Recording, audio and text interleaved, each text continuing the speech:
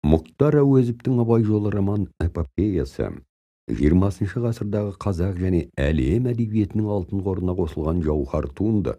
Абай жолы ана тіліміздегі алғашқы роман эпопея болумен қатар, қазақ халқының кемеңгер перзенті Абай мен қазақ халқының жарты ғасырлық ғұмыр тарихын танытарлық көркем шежіре. Роман эпопея қазақ халқының ұлттық дәстүрін, болмыс бітімін, тартысты тағдырын жан-жақты энциклопедиялық деңгейде көрсете білген танымдық әрі көркемдік қуаты мол шығарма.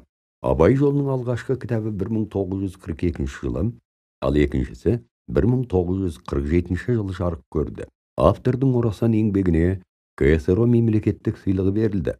Автор 1952 жылы, Абай жолының үшінші кітабы 1956 жылы романның төртінші кітабын жариялау арқылы толық 4 кітаптан құралған роман эпопеяны аяқтады. Мұхтар Әуезовтің өлшеусіз еңбегіне сол кездегі мемлекеттік марапаттың көрнектісі болып есептелетін Лениндік сыйлық берілді. Абай жолы эпопеясында тұтас бір тарихи дәуірді, қазақ халқының ұлттық өмір салтын, алуан сипатты кейіпкерлер бейнесін, іс-әрекетін, бір-бірімен қарым-қатынасын Абайдың өмір жолымен қиюластыра суреттейді. 500-ден аса кейіпкер өмір додасында, іс-әрекетте, тығыз қарым-қатынас үстінде жан-жақты ашылады. Романда сол дәуірдің әлеуметтік қайшылықтарын, қарама-қарсы күштердің тартысын айқындайтын оқиғалардың жүйесі жасалған. Көшпенді ел тұрмысының негізгі талас майданына айналған жер дауы, жесір дауы барлық шиеленістердің себепшісі болып отырады. Оқиғалар мен эпизодтардың көптігіне қарамастан, шығарма сюжет құрылысының шынайылығымен, көркемдігімен, композициясының шымырлығымен ерекшеленеді.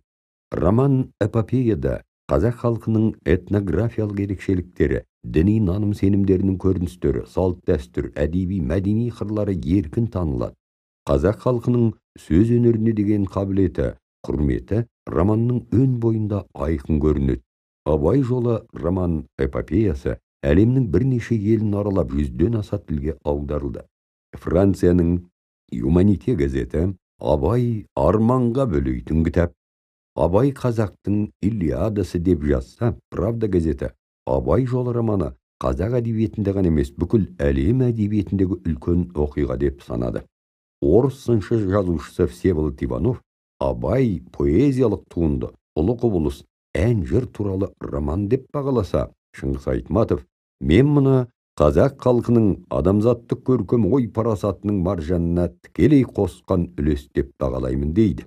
Қаныш Сәтбаев Абай романы қазақ өмірінің жарты ғасырлық энциклопедиясы деп орынды пайымдайды.